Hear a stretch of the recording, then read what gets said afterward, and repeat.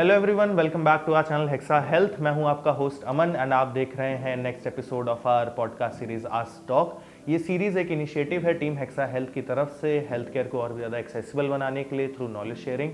जैसा कि आप सब जानते ही हैं, इस सीरीज़ में हम बुलाते हैं डिफरेंट स्पेशलिटीज़ के डॉक्टर्स को एंड सर्जन्स को, उनके फील्ड के बारे में उनसे जानते हैं और उससे जुड़ी बीमारियों के बारे में जानते हैं और उनसे जानते हैं कुछ लाइफस्टाइल टिप्स के बारे में जिनसे एक व्यक्ति उन बीमारियों को परमानेंटली अवॉइड कर सकता है।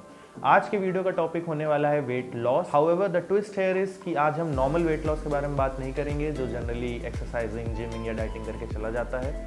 आज हम बात करेंगे उस स्टबन फैट की जो आप चाहे जितनी एक्सरसाइज कर लो, जिम कर लो या डाइटिंग कर लो, जाने का नाम नहीं लेता।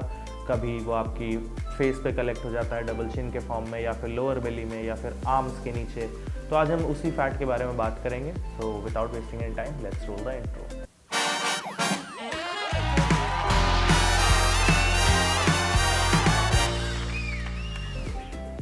तो आज हमारे साथ हैं doctor Priyanka. She is a plastic surgeon operating in Delhi NCR region. Hello ma'am, how are you? Hi, I'm good. How are you? I am good too, thank you so much for coming. Most welcome. So ma'am, आज हम बात करेंगे एक weight loss से ही जुड़े topic के बारे में। However it's not exactly weight loss, it's rather fat loss या फिर मेडिकल टर्म्स में as I believe we call it as stubborn fat, right?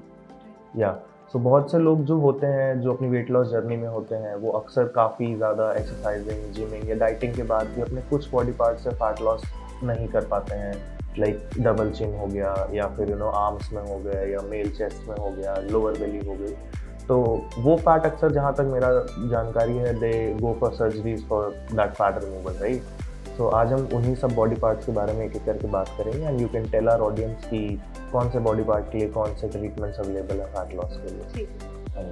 Okay, तो सबसे पहले हम लोग एकदम स्टार्ट करते हैं, एकदम फेस से। तो फेस में जहाँ तक मुझे मालूम है जनरली फैट की वजह से डबल चिन की प्रॉब्लम आती है या फिर उसके अलावा भी कोई प्रॉब्लम होती है? सो मेनली कंप्लेंट्स यही रहती है पेशेंट्स की कि उनकी चीक फुलनेस बहुत ज़्यादा है, जिससे कि उनकी जॉ लाइन ज़्यादा क्लियरली नहीं दिखती है उनको। And obviously double chin complain है कॉमन मेन में एज वेल एज वुमेन में। एंड कोई स्पेसिफिक रीज़न होता है यहाँ पे इस फेस में फैट एक्यूमुलेशन होने का? सो सबका बॉडी कॉम्पोजिशन डिफरेंट होता है, distribution of fat is also different. तो हर एक का बॉडी के टाइप से the fat deposits means like we have different shapes of the body. किसी का एप्पल शेप बोलते हैं हम, किसी का पेयर शेप होते हैं, कोई एकदम लीन होते हैं। What is this Apple shape? So that is the proportions of the body कि आपकी अपर बॉडी का आपकी लोअर बॉडी के कंपैरिजन में प्रोपोर्शंस कैसे हैं, उस हिसाब से सबकी डेवलपमेंट डिफरेंट होती है।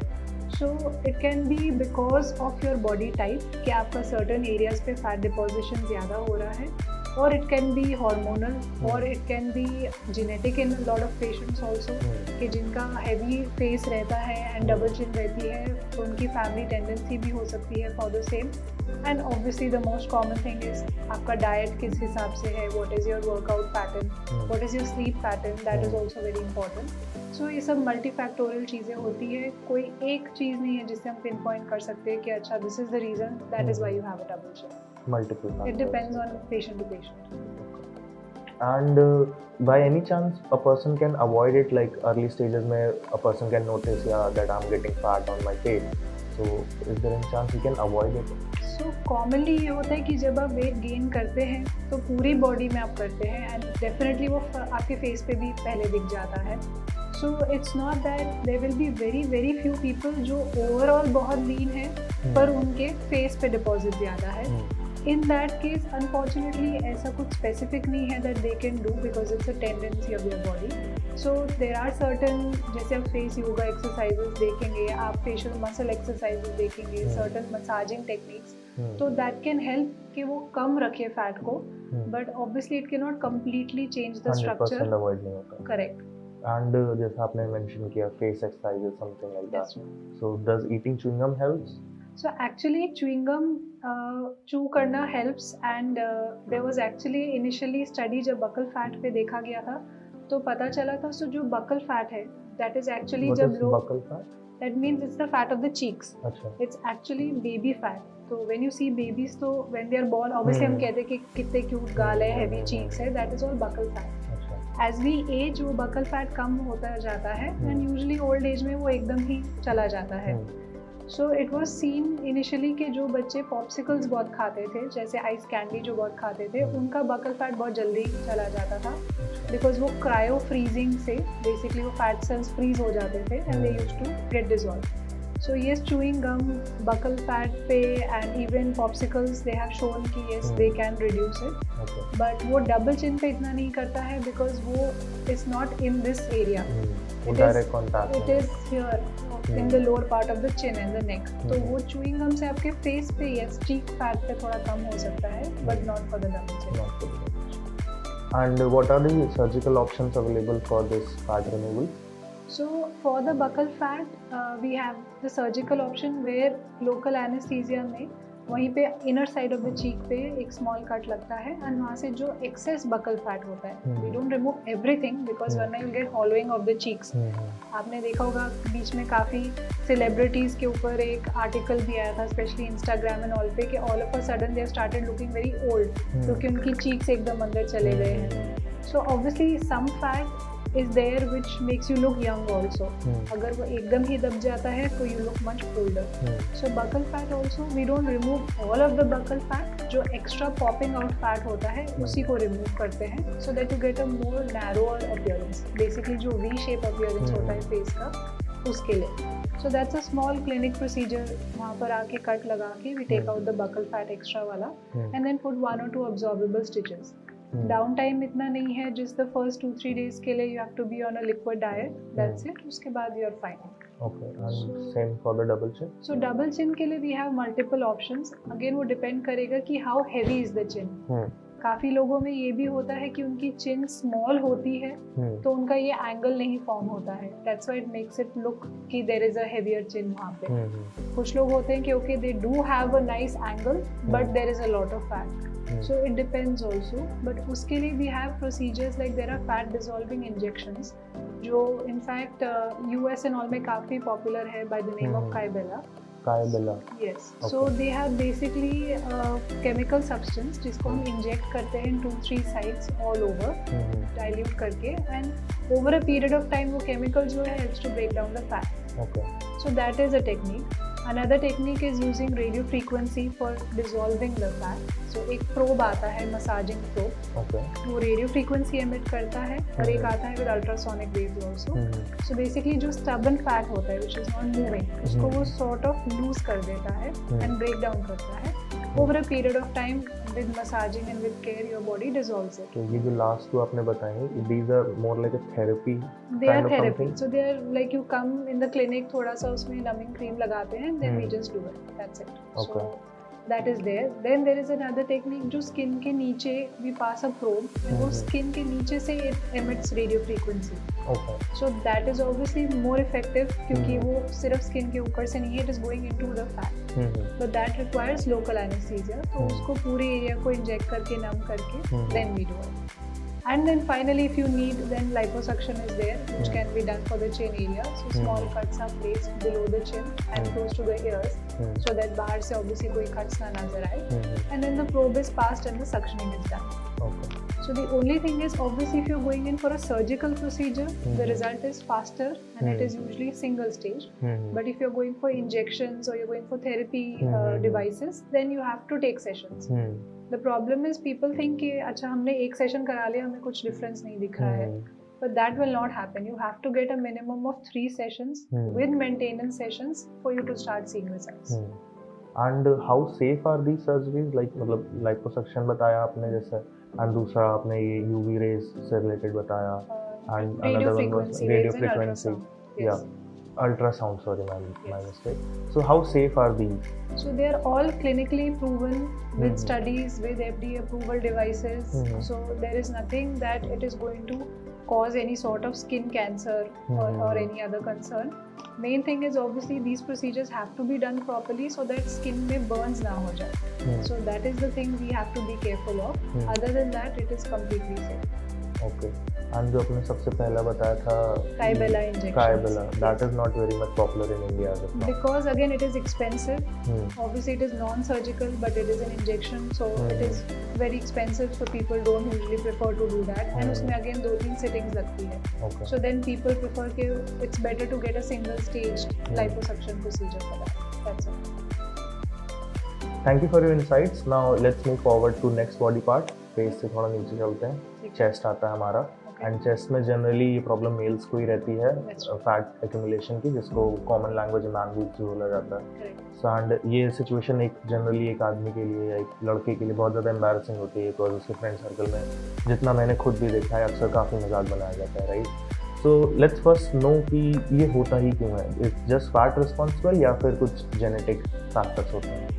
So again, there are multiple factors for gynecomastia या male boobs.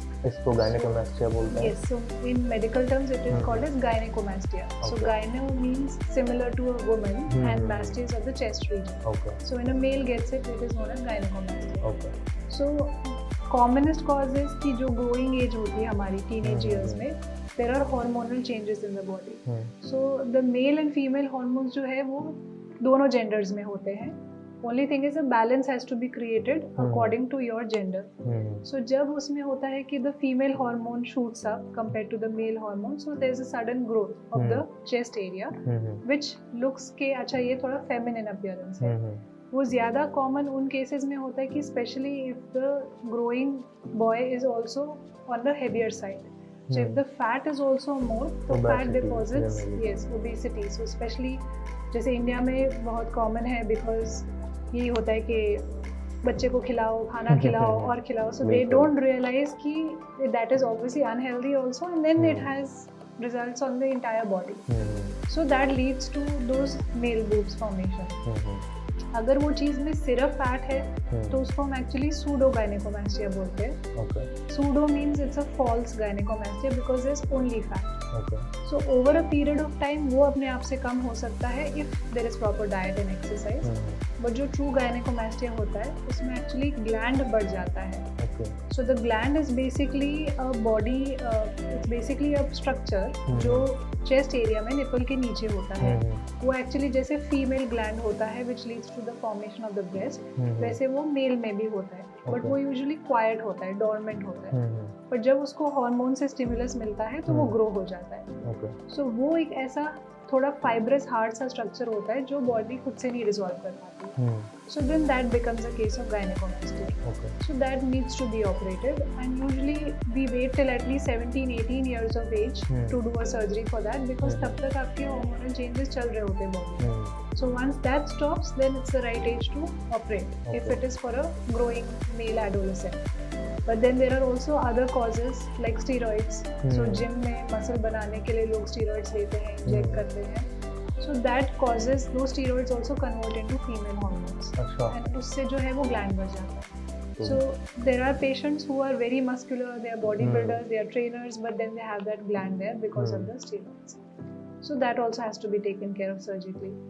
Finally, there are medicines. कोई अगर long term medication पे है, जैसे किसी को अगर fits आते थे बचपन से, किसी को लिवर की या किडनी की प्रॉब्लम थी and they were taking medications for a very long time. So certain list of medicines are there जिससे gynecomastia हो जाता है. That's a side effect. So in that case also unfortunately क्योंकि एक बार gland grow हो गया वो अपने आप से नहीं जाता है. आप अगर सर्च करेंगे आपको बहुत सारी फॉल्स एडवर्टाइजमेंट दिखेंगी. बाबा जी की दवाई दिखेगी आपको, आयुर्वेदिक लेप दिखेगा, मसाजिंग टेक्निक, चाइना का कुछ ये वो बोझा ये पता नहीं क्या क्या मिलेगा. जितना ज्यादा स्टिग्मा होता है उतनी ज्यादा फेक चीजें भी उसके अराउंड होती हैं. अनफॉर्चुनेटली वो कोई काम नहीं करती. It's a waste of time, money, effort and then फिर ultimately patient has to come back. See there are certain things for which definitely alternative medication helps, which I also believe like there are skin diseases, allergies which helps. But in case of gynaecomastia उससे कोई result नहीं होता है. In fact allopathy में भी एक anti hormone medicine है known as tamoxifen. which I realized Anti what? anti-hormone medicine. Anti-hormone, what exactly is it? So basically वो क्या करती है कि जो फीमेल हॉर्मोन्स होते हैं उसको वो इनहिबिट करती है, मतलब अच्छा। रिड्यूस करती है. Hmm. It is actually a breast cancer medicine. Okay. So people are started taking that कि अच्छा ये लेंगे तो फिर इससे हमारा ग्लैंड कम हो जाएगा. So that is also not advisable at all, and उससे भी नहीं जाता है. अच्छा. So the final thing to do for that is surgery. तो जनरली जितना मैं अभी समझ पाया कि मेल फीमेल हार्मोन से स्टिमुलेट कर देते हैं इसको, and they can grow in your body by steroids और by some medication as side effect. इसके अलावा और कोई नेचुरल कॉज होता है एक लड़के में फीमेल हार्मोन्स बनने का? No, it is just the growing phase. So in fact, So it Indian can happen to population में anyone. it is very common. I would say at least 8 out of 10 men I think have gynecomastia in India. It is that common. Okay, that's a big figure. That is a very big figure. So it will depend whether आपका grade 1 से grade 4 है obviously. तो कोई But cheese it's मतलब not. Lifestyle पे depend करता है कि आपके जैसा female hormone I believe it's called as oestrogen. Estrogen. Oestrogen. That's right. Okay. And male hormone is obviously testosterone. That's right. So generally पहले के टाइम्स में तो मतलब मेल्स में ज़्यादा टेस्टोस्टेरोन रहता था. With time we are seeing that testosterone is declining, testosterone levels are declining. So ऐसे तो नहीं है कि they are कुछ लाइफस्टाइल declining. फैक्टर्स हैं कि ऑस्ट्रोजन मेल्स में बढ़ रहा है, एस्ट्रोजन सॉरी. ऐसा कुछ specific see there are lot of studies. काफी लोग कहते हैं अब सोया मत लो ज्यादा, सोया में हाँ, एस्ट्रोजन बहुत होता है तो उससे हो जाता है. But there is no one particular even food agent जिससे लगा है कि अच्छा इसको आप बंद कर दो क्योंकि इससे गायनेकोमास्टिया हो जाएगा. So I think it's the overall lifestyle, like I said, junk food, improper sleep, very unhealthy eating habits, alcohol, smoking, not sleeping properly, not exercising, inactive lifestyle, sedentary lifestyle. So all these things lead to most of the problems that we see today. And I believe हमने सारा कुछ cover कर लिया गायनेकोमास्टिया के बारे में. But now let's talk about the treatment options. क्या क्या अवेलेबल है? So जैसे I mentioned, gynecomastia is a physical problem, structural problem. तो उसका ट्रीटमेंट है सर्जिकल. अब ऐसा नहीं है कि आप सर्जन के पास जाओगे तो सर्जन तो सर्जरी ही बोलेगा ना. दैट्स व्हाट पीपल थिंक कि आप मेडिसिन क्यों नहीं दे रहे इसके लिए. द रीजन इज बिकॉज नहीं है. इट्स नॉट दैट हमें लग रहा है अच्छा आप सर्जरी के लाए तो हम सर्जरी ही करेंगे आपकी. There is no medicine for it till now unfortunately, which has been tried and tested by lot of patients. So इसका रिजल्ट इज कि हम सर्जिकली ही उसको निकालते हैं. सो डिपेंडिंग ऑन ग्रेड आपका कैसा है 1 to 4, different types of procedures are required. If you can explain our audience what is grade 1 and what is grade 4. So grade 1 means कि आपकी वैसे ज़्यादा फैट नहीं है, स्किन लूज नहीं है, बट निपल के एरिया नीचे प्रोजेक्शन है. तो वो जो है it's because purely of the gland. So that is grade 1, जिसमें काफ़ी लोगों को पफी निपल्स भी होते हैं. So that is grade 1. And grade 4 would be कि like the chest is sagging also, skin sag कर रही है, फैट भी उसमें ज़्यादा है, ग्लैंड भी ज़्यादा है, और जो निपल का लेवल है वो पूरा नीचे ड्रॉप हो चुका है from its normal position. So that becomes a grade 4. So commonly अगर हम देखें ग्रेड 2 इज द कॉमनेस्ट. सो उसकी surgery is done under anaesthesia, and उसमें 2 चीज़ें करते हैं. एक लाइपोसक्शन होता है जिससे कि जो चेस्ट फैट होता है सराउंडिंग एरिया में उसको हम रिड्यूस कर देते हैं. The second thing is the gland. So nipple के नीचे जो ग्लैंड होता है उसको एक कट डाल के रिमूव करना होता है. Main thing is that obviously since it's a cosmetic surgery, nobody wants scars anyway. So scars and the cuts are all hidden in such a way कि वो बाहर से किसी को नजर नहीं आते. Stitches जो है सब स्किन के नीचे होते हैं, dissolving होते हैं. So that after surgery immediately also when you see you cannot see any cuts anywhere on the body. What is a dissolving stitch by the way? Means आपको removal के लिए नहीं आना है of the stitch, वो body अपने आप उसको dissolve कर देती है. किस मटेरियल का होता है जनरली? वो तो there are different types of materials. वो अपने आप dissolve कर जाएगा. And how safe it is, like मतलब liposuction तो still it sounds safe at least to me, but gland removal like body में कुछ affect नहीं करता कोई gland remove हो गया? So lot of people have also asked कि अगर gland remove कर देंगे तो ऐसे तो नहीं है कि body functioning में कोई problem आ जाएगी. In fact even जब young males में करते हैं, so the patients as well as the parents are worried कि ऐसे नहीं हो कि overall development में कोई problem आ जाए, फ्यूचर में चल के उनको प्रॉब्लम आ जाए. लोगों ने ऐसा भी बोला, ऐसा तो नहीं कि they will not be able to reproduce, ऐसी प्रॉब्लम्स ना आ जाए. So that does not happen. So this gland has no function in the males. Okay. वो बेसिकली इसलिए वहाँ पर क्वाइट होता है कि वो कुछ कर नहीं रहा होता है। प्रॉब्लम ये है कि जब बढ़ जाता है तब वो देखने में अनकंफर्टेबल और एम्बैरेसिंग होता है। So there is no major effect on the body after its removal. Initially होता है कि निपल सेंसेशन में थोड़ा बहुत ऊपर नीचे लगता है, कुछ लोगों को हाइपर सेंसिटिविटी होती है, कुछ लोगों को लगता है कि एकदम नम हो गया है, but over a period of time that settles. So there is no problem. Are there any complications in this surgery? Complications can happen in any surgery.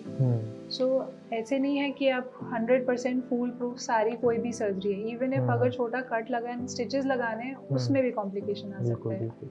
But commonly this is a very safe procedure. The chance of a complication is very very less. So it is a very commonly done surgery. It can be done in daycare. सुबह जैसे surgery हुई तो शाम तक आप घर जा सकते हैं। आपका down time is also less. 2 days का डाउन टाइम है, बस उसके बाद आप अपनी रूटीन स्टार्ट कर सकते हैं। So it is not a very high risk surgery and the complication rate is very very low. I would से less than 1%। Okay. I hope हमारी मेल ऑडियंस जो इस प्रॉब्लम से सफ़र कर रही है उनको कुछ वैल्यूएबल इनसाइट ज़रूर मिली होंगी। Now coming forward, now let's talk about the next body part which is arms. So arms में मैंने जनरली देखा है people get loose fat around this area, right, hanging fat. So वो मतलब क्यों होता है? लाइक जनरली अगर जितना मैं समझता हूँ ह्यूमन बॉडी को, ऑब्वियसली कंप्लीटली नहीं समझता, तो उसमें क्या होता है कि अगर आप फोर आर्म्स या वो बाइसेप ट्राइसेप एक्सरसाइजेस कर रहे हो तो आई बिलीव कि सारी मसल्स अफेक्ट होती हैं हैंड की, अगर if you are doing the exercises well, फिर वो फैट कम क्यों नहीं होता? सो ये भी आपने देखा ही होगा कि ऑब्वियसली जिनको थोड़ा फैट एक्स्ट्रा है उनको वो डिपॉजिट ज़्यादा है, नॉट के जो स्किनी है उसको भी फैट लटक रहा है, that does not happen. So what happens is that जो बाइसेप एरिया है वो हम दिस मूवमेंट हम ज़्यादा करते हैं कुछ उठाने के लिए या काम करने के लिए। ये जो ट्राइसेप का एरिया है उसका एक्चुअली ये मूवमेंट होता है। This is I think I would say like a rebound movement. ये मूवमेंट करके हम कुछ स्पेसिफिक नहीं कर रहे होते throughout our daily routine.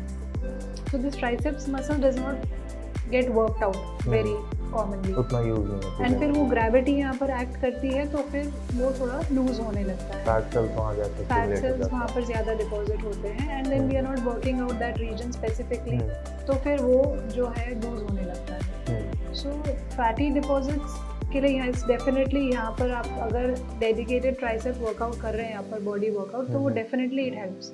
But अगर आपकी स्किन सैग हो गई है जैसे एजिंग की वजह से या एकदम से आपका वेट लॉस बहुत ज्यादा हो गया, चाहे it was after bariatric surgery या आपने खुद से वेट लॉस किया है, और अगर वो स्किन लटक जाती है so that skin does not go back, which is true for any body part, चाहे वो बेली हो, आर्म्स हो, ब्रेस्ट हो, कहीं भी। एक बार अगर स्किन लटक जाती है then you need to get it corrected surgically. But थोड़ा बहुत जो फैट है जिसे हम कहते हैं toning exercises, so that definitely helps initially. And when is that arm liposuction suggested? So या तो कुछ लोग हैं जो कहते हैं कि हमने इस पे बहुत वर्कआउट किया है, lot of female patients have also told me नहीं मेरे मम्मी के भी आर्म्स ऐसे हैं, मेरे भी ऐसे ही हैं, नहीं जा रहे हैं। So again it becomes stubborn fat. तो in that cases arm liposuction can be done. किसी ने अगर बहुत डेडिकेटेड वर्कआउट किया है वो नहीं जा रहा है तो also we can do it. या तो फिर सम पीपल आर लाइक नहीं हमारे पास नहीं है उतना time and effort to do those exercises but we want more shaped arms, so then we can do the surgery. And like any ways to prevent fat from accumulating in that particular area? Just work out. और कुछ नहीं हो सकता। ठीक। इसमें generally arm liposuction के बाद recovery time कितना रहता है? सो आर्म जो है बेसिकली अगर आप देखेंगे तो it's like a cylinder. So and there is not much space, जैसे बेली में है या थाई में है वैसे आर्म में नहीं है, वो थोड़ा सा टाइटर एरिया रहता है। सो यहाँ पर जब हम लाइपोसक्शन करते हैं तो थोड़ा चांसेस ऑफ ब्रूजिंग एंड थोड़ा बहुत डिस्कम्फर्ट इनिशियली 3-4 दिन के लिए ज़्यादा रहता है। एंड यहाँ के लिए जो हम गारमेंट पहनते हैं वो पूरी एक स्लीव होती है यहाँ से यहाँ तक की, so which is a tight shape है, सो दैट जो आपकी स्वेलिंग है वो जल्दी कम हो जाए और आपकी स्किन ना लूज हो जाए। So that has to be worn for at least 6 weeks, which is true for any liposuction. But because वो आर्म एरिया में है वो फिर दिखता है लोगों को या करेक्ट एंड थोड़ा आपको रिस्ट्रिक्टेड लगता है तो उस हिसाब से वो डिस्कम्फर्ट आई थिंक पेशेंट्स को थोड़ा लगता है as compare to other body parts. but otherwise the recovery is as good as any other body part. And liposuction के अलावा जैसे आपने बताया स्किन सैग हो जाती है, एक्सेस स्किन हो गई वेट लॉस के बाद, तो वो फिर मतलब कट होके हाँ, सो उसका प्रोसीजर का नाम होता है ब्रेकीप्लास्टी या सिंपल लैंग्वेज में आर्म लिफ्ट। तो जब स्किन पूरी लटक जाती है सो देन उसको फिर हमें एक्स्ट्रा स्किन को कट करके उसको रिमूव करके लिफ्ट करना पड़ता है। जैसे टमी में अगर हम टमी टक करते हैं लिफ्ट करके, सिमिलरली आर्म में करते हैं। नेक्स्ट हम टमी पे जाते हैं हाल ठीक है। So similarly whether it's the breast, even thighs में अगर लटक जाती है skin, so there is a thigh lift, there is a full body lift. तो जो जैसे ओबेसिटी जिनकी होती है, if they undergo bariatric surgery, so काफ़ी लोग हैं जिनका 50-60 किलोज वेट लॉस हो जाता है और एकदम से हो जाता है, तो पूरी स्किन जो है वो लटक जाती है। बेरियाट्रिक सर्जरी के थ्रू 50-60 केजीज एक बार में loss? Definitely for patients who are the heavier they are the more they lose. तो किसी का 180-200 किलोज है, so then easily they lose around 50-60 kilos a week. What exactly are bariatric surgeries, if you can tell our audience? So bariatric surgery is not plastic surgery or cosmetic surgery. Bariatric में क्या होता है कि again there are people who are obese. So उनकी या तो family tendency है या बॉडी टाइप है, एंड उनका वेट नहीं कम हो रहा होता है इवन इफ दे डाइट और एक्सरसाइज, एंड बहुत जल्दी चढ़ जाता है वापस। And then they have problems like diabetes और they have blood pressure issues, breathing issues. Obesity के साथ तो ये सब आ So for that these bariatric surgeries are done, जिसमें basically जो stomach का size होता है उसको कम कर देते हैं या उसको bypass कर देते हैं। So basically the food that is going in, उसका intake आपका कम हो जाता है, body में absorption कम हो जाता है, and that's why you lose your weight much faster. So those are the weight loss procedures. When a patient is obese, so then we suggest कि आपको weight loss करवाना है, not liposuction, क्योंकि liposuction से आपका वजन नहीं कम होने वाला, आपके inches कम होंगे। अच्छा हाँ, this I also wanted to ask you, like अगर मैंने suppose अपने 3 body parts में liposuction करवाया, arms, chest and cheeks, alright, but वो fat जो निकला है मेरी body से, उसका भी कुछ weight तो हो गई, right?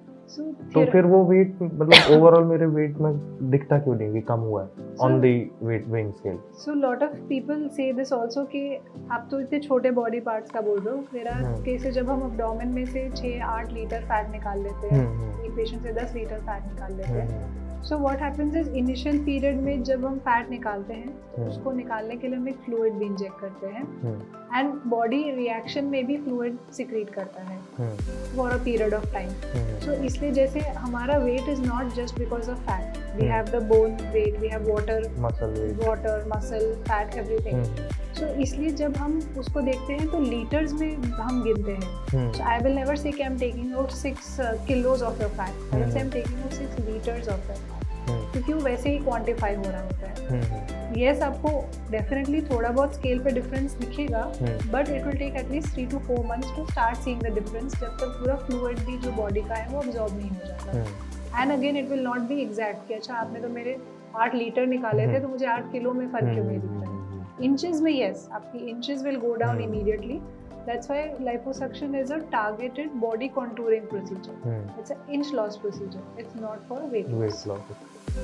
नेक्स्ट बॉडी पार्ट अब हम पेट की बात कर लेते हैं। पेट से तो हर इंसान परेशान है। पेट तो मतलब ऑलमोस्ट हर दूसरे आदमी का निकल ही रहा है, दुबला हो पतला हो। इनफैक्ट मेरा ऐसा स्किन नहीं है, मेरे को मेरा पेट निकल रहा है। तो इसके लिए क्या होता है procedures, and like doing abs exercises, does it work? So again because lifestyle is not that great आजकल सबकी, everybody is in a hurry, everybody is, and most people are doing a desk job, and किस time पे खाना खा रहे हैं, workout कर रहे हैं, क्या खा रहे हैं, again like I said, vices, alcohol, smoking, there are a lot of factors, junk food, so सबसे पहले जो है वो belly में ही fat दिखता है, चाहे वो again like you said skinny person हो या नहीं हो।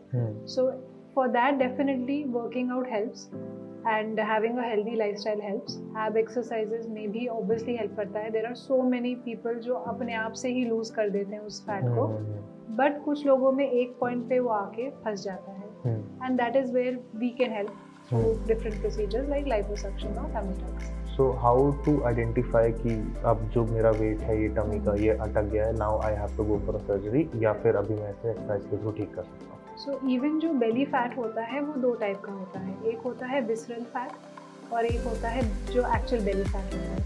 विसरल फैट मीन्स कि जो बॉडी के ऑर्गन्स है एब्डोमेन के, जैसे आपका स्टमक है, लिवर है, किडनी है, स्प्लीन है, सबके ऊपर भी एक लेयर ऑफ फैट होता है। तो जिनका वो फैट बढ़ जाता है विसरल फैट, उसको हम लाइपोसक्शन से टारगेट नहीं कर सकते। For that you need to definitely have a healthier lifestyle, so doing cardio helps, proper diet helps. पर जो स्किन के नीचे का फैट होता है, जिसे हम पिंचेबल फैट कहते हैं, so जो स्किन के नीचे है और आप उसको पिंच कर सकते हैं, that is something जो हम लाइपोसक्शन से कर सकते हैं। तो कुछ लोग होते हैं जिनका पेट वैसे वो पेट निकला है बट ऐसे पकड़ो तो पकड़ में नहीं आएगा। हाँ, it looks more bloated, and वो ऐसे थोड़ा firm सा हार्ड सा लगता है। and वो patients usually बहुत heavy भी नहीं होते, overall they are not that heavy, वो पेट निकला हुआ होता है, so that has a lot of visceral fat। so अगर वैसे patients हमारे पास आते हैं तो we do tell them कि yes liposuction will help to a certain extent, but उससे आपका पेट पूरा flat नहीं हो पाएगा, because visceral fat को reduce करने के we have to do diet and exercise। And which one of these fat is more harmful in the long run? The visceral fat is definitely harmful, क्योंकि वही है, वो आपके organs पे बैठा हुआ है, वो आपको overall भी it is causing a lot of problems to you। so even your things like diabetes, blood pressure, everything can come from that, your bad cholesterol। so definitely visceral fat के लिए you have to work out more। so अगर आप पतले हैं और आपका थोड़ा सा belly निकला है, that is not going to harm you much, but if you have that bloated fat, then definitely it is harmful for you। And how exactly is this tummy tuck done? Tummy tuck is also another name for that belly liposuction। No, so belly liposuction में क्या होता है कि like any body part, जैसे हमने chin, arm, chest की बात की, so small cut से about 1 centimeter size के होते हैं, under anesthesia एक tube pass होती है skin के नीचे, एक fat dissolving solution को हम डालते हैं, and वहाँ से fat को हम suction करके बाहर निकाल देते हैं। So for that also we have different techniques, like we use razor, we use laser, so and we also use certain devices which make the suctioning easier। तो what razor and laser do is that वो अंदर से जाकर heat emit करते हैं, तो fat better remove होता है, and over a period of time उससे skin जो है वो shrink होती है। तो जिन लोगों का स्किन लटका हुआ है, obviously, and if they don't want a full surgery like a tummy tuck, so then we say क्योंकि अगर आप tightening devices के साथ करवाते हैं like razor and laser, so then over a period of time the skin shrinks better, so toning is much better with that। Okay। So obviously these are more expensive devices, so there's a variation in the cost also। so that's why ऐसे नहीं है कि the price of liposuction for everybody is the same, for every body part is the same, because it also depends on what type of devices and technology you use। so liposuction is straightforward कि हमने extra fat निकाला, then there are no stitches, there is no other cut, and your recovery is much faster। but in cases जैसे lot of weight loss, post pregnancy, कि जिनका पेट पूरा loose होके नीचे लटक जाता है, so in that case the liposuction will not be able to remove the skin। जैसे stretch marks आ जाते हैं लोगों के after a lot of weight loss, और जैसे pregnancy में is common, once वो stretch marks आ गए, मतलब आपकी skin उसकी capacity के beyond stretch हो गई है, मतलब अब वो खुद से shrink नहीं हो पाएगी। so in those cases we recommend कि फिर a tummy tuck is better। What exactly is this tummy tuck? So tummy tuck is a bigger procedure compared to liposuction, but उसमें एक full cut लगता है नीचे।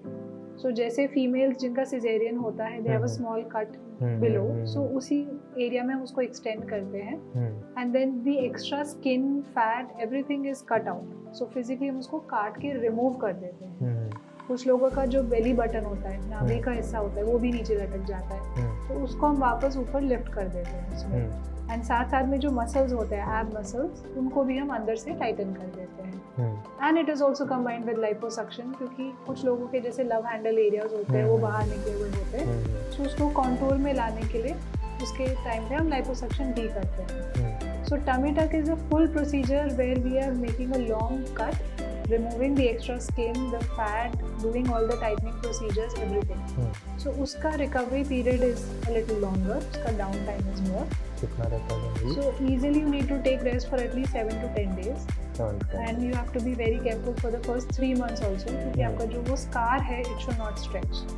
So healing time उसके लिए is longer।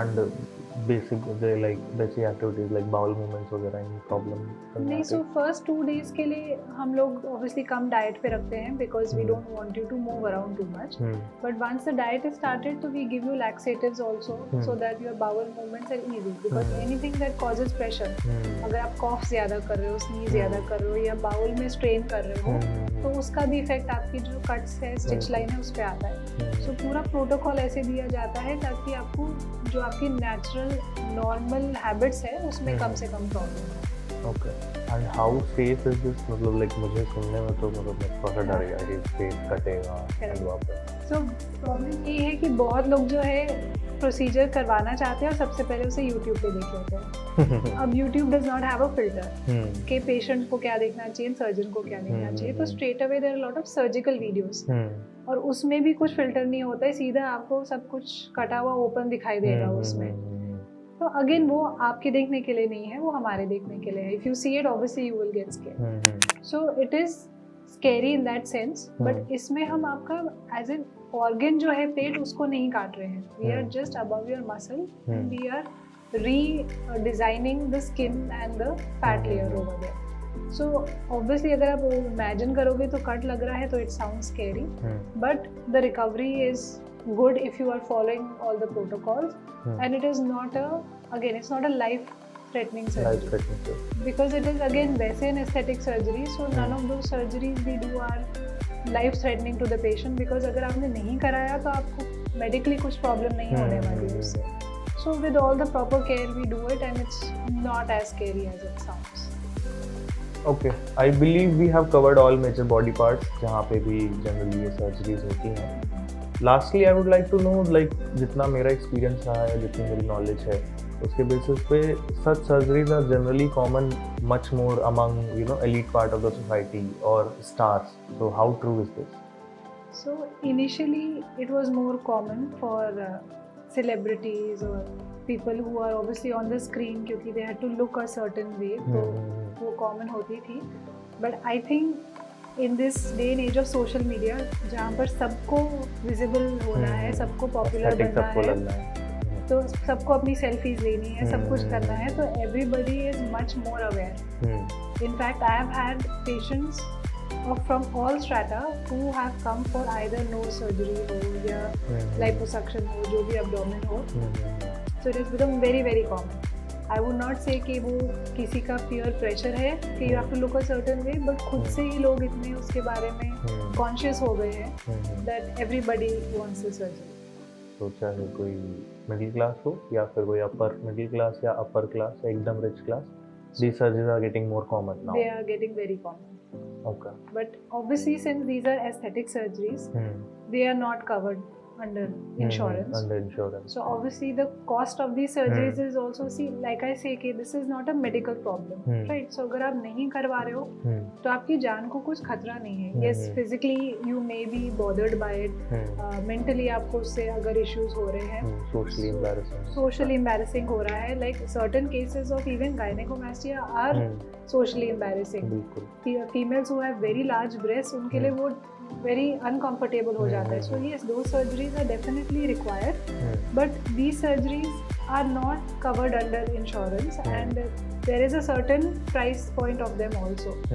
So I just tell my patients कि उस surgery के आप तब करवाइए when you are able to get it done properly, not just because करवानी है तो आप कहीं भी जाकर सस्ते में कुछ भी करवाइए। See, there can be different price points which you can afford.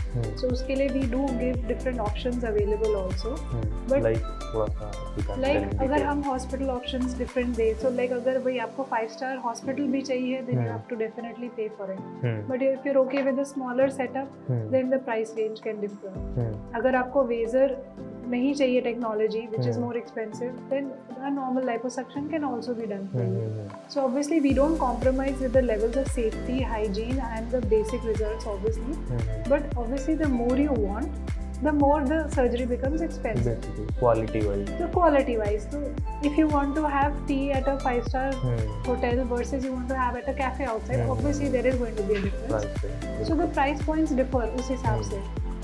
ऐसा नहीं है कि आप जो डॉक्टर से मिल रहे हो वो डॉक्टर अपने मन से कुछ भी प्राइस बना रहा है। There are always specifications and standards which are followed. So I always say कि obviously if you can't afford it here, find a place where you can, but always make sure that you're going in for a safe surgery. That is more important because unfortunately plastic surgery may be, like I said, complication तो कोई भी surgery में हो सकते हैं. So there have been complications in certain surgeries also जहाँ infection हो गया body में या skin burn हो गई या जो surgery है वो incomplete रह गई या एक तरफ खराब हो गई एक तरफ ठीक रह गई. So because lot of people who are not even doctors, who are basically just people who have been working with the doctors, they say कि अच्छा हम कर देंगे इसे and वो कर देते हैं. So वो price के वजह से it becomes a very risky thing. So definitely yes, everybody should get plastic surgery if they want to do it, and it should be affordable to them also. कोई नहीं कह रहा कि आप अपना पूरे life savings इसमें डाल दो, but always choose a center and a surgeon and a trusted which surgeon. is yes safe. Even like hair transplant, there were so many deaths that happened in hair transplant because they were done in some clinic somewhere by people who were not following any of the standards.